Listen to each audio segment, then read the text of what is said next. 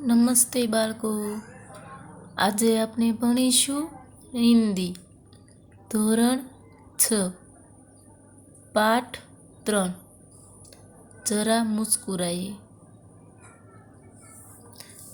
જરા મુસ્કુરાઈએ એટલે કે થોડું હસીए। जीवन में हास्य का बहुत ही महत्व है। हास्य जीवन के दुख को भुलाकर नई उमंग भर देता है। तो कि जीवन में हास्यનું ખૂબ મહત્વ હોય છે અને આપણે હસીએ તો જીવનનું દુઃખ પણ આપણને ભૂલાઈ જાય છે અને નવો ઉમંગ ભરી દે છે। હસने से हमारा स्वास्थ्य अच्छा रहता है। તો હસવાથી આપણું સ્વાસ્થ્ય પણ सारू रहશે। आइए कुछ ऐसे चुटकुले पढ़ेगी जो आपको मुस्कुराने के लिए मजबूत करेगी। तो જોઈએ કે અહીં 3 જોક્સ આપેલા છે તેનાથી આપણને હસવાનું મળશે। તો જોઈએ આપણે પાઠ।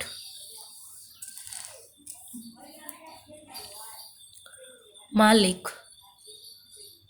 કિરાયદાર છે। કિરાયદાર એટલે કે ભાડૂત। માલિક છે એ ભાડૂતને કહે છે, તુમ મુझे કિરાયા ક્યો નહીં દેતે। માલિક કહે છે, તમે મને ભાડું કેમ નથી આપતા। કિરાયેદાર ભાડૂત કહે છે, આપને ही तो कहा था उसे अपना ही घर समझना। એ કહે છે કે તમે જ મને કહ્યું હતું કે આને તમારું ઘર સમજજો। जोक्स बीजो। सोनू का सिर फट गया। सोनू ने माथा में ईजा थई। डॉक्टर सोनू ने कहे छे, यह कैसे हुआ, आ तने केवी रीते थयुं। सोनू डॉक्टर से। सोनू कहे छे डॉक्टर ने, मैं पत्थर से कील ठोक रहा था। हूँ पत्थर वडे कील एटले के खीली ठोकी रह्यो तो। एक आदमी ने मुझसे कहा, गधे कभी खोपरी का भी इस्तेमाल कर लिया कर। तो के ई कहे छे कि हूँ पत्थर वडे खीली ठोकी रह्यो हतो तो एक माणसे मने कह्युं कि गधेड़ा क्यांक तो खोपरीनो उपयोग करतो रहे। इस्तेमाल एटले उपयोग करतो रहे।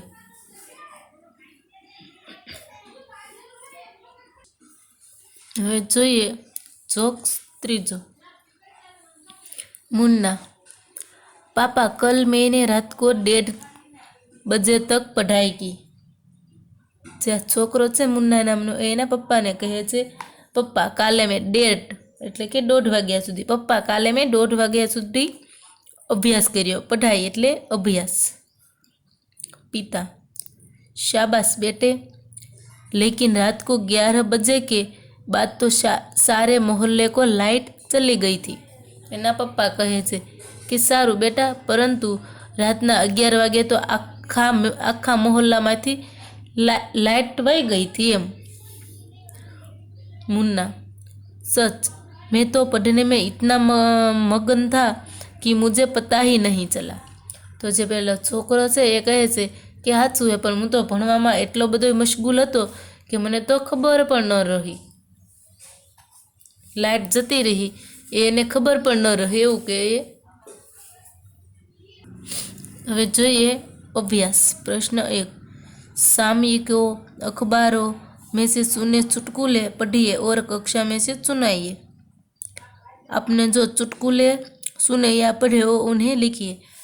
तो छापा होय, पेपर होय, एमां जे आ जोक्स होय ए आवता होय छे, तमारे मित्रों वांचवाना छे। હવે જોઈએ પ્રશ્ન 2, निम्नलिखित परिच्छेद में से मुहावरे ढूंढिए और उसका अर्थ देकर वाक्य में प्रयोग कीजिए।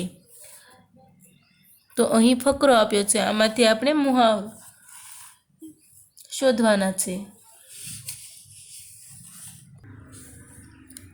रमेश पढ़ाई में होशियार लड़का है, इसीलिए रमेश पिताजी की आंखों का तारा है।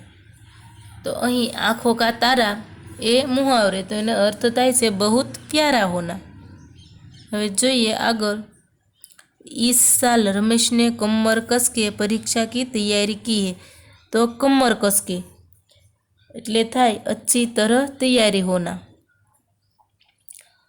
जब वह परीक्षा देते गए तो उसका दर्द का चांद मित्र महेश का नंबर भी उसके नजदीक था। ईद का चांद होना એટલે बहुत दिन बाद मिलना। महेश आस्तिक का छाप निकला और वह अध्यापक की नजर चुरा के रमेश की कापी में से निकल रहा था।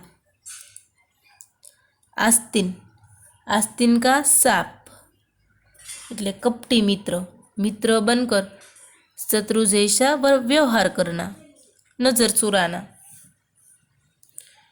એટલે किसी का ध्यान न जाए इस तरह काम करना। उस वक्त अध्यापक ने देखा और वे आग बबूला हो गए। आग बबूला होना એટલે बहुत क्रोधित होना, गुस्से होना। હવે જોઈએ પ્રશ્ન 3। रेखांकित शब्द के लिंग बदलकर वाक्य फिर से लिखिए। હવે અહીં છે પેલું मेरे दादाजी यात्रा पर गए हैं। तो लिंग बदलकर એટલે दादाजी तो दादी जी। एक आदमी ने मुझसे कहा, आदमी तो औरत। लेखक कहानी लिख रहा है। लेखक એટલે लेखिका।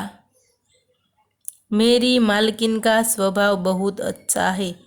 मालकिन तो मालिक। बारिश को देखकर मोर नाचने लगे। मोर तो मोरनी नाचने लगी। जंगल में शेर दहाड़ रहा है। तो जंगल में शेरनी दहाड़ रही है। सेठ दुकान में बैठे हैं। सेठ तो सेठनी दुकान में बैठी है। अध्यापक पढ़ रहे हैं। अध्यापिका रामायण चुनने लगी। पंडित रामायण चुनने लगा। पंडित तो पंडिताइन रामायण चुनने लगी। लड़का दुकान के पास खड़ा है। लड़का तो लड़की दुकान के पास खड़ी है। उदाहरण के अनुसार शब्द का 4-4 वाक्यों में प्रयोग कीजिए।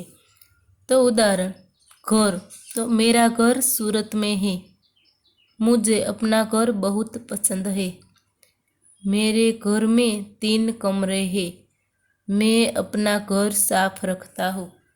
तो અહીંયા શબ્દ આપેલો છે ઘર અને એના 4 વાક્યો બનાવ્યા। તો એવી જ રીતે અહીં આપેલું છે બાગ, નદી, દોસ્ત, પસંદ અને કહાની। તેના પણ 4-4 વાક્યો બનાવવાના છે। જેમ કે बाग तो बाग में फूल होते हैं। बाग में लड़के खेलते हैं। मैं रोज बाग में जाता हूँ। यह बाग बहुत सुंदर है। तो અહીં नदी, दोस्त, पसंद અને कहानी તે મિત્રો તમારે બનાવવાનું છે। હવે જોઈએ પ્રશ્ન 5। कहावतों के अर्थ दिए गए हैं। कक्षा में उदाहरण देकर चर्चा कीजिए। तो आ છે આ મિત્રો તમે સ્કૂલમાં આવશો ત્યારે આપણે ભણીશું। તો અહીં આપણે અટકીએ, પાઠ પૂર્ણ કરીએ।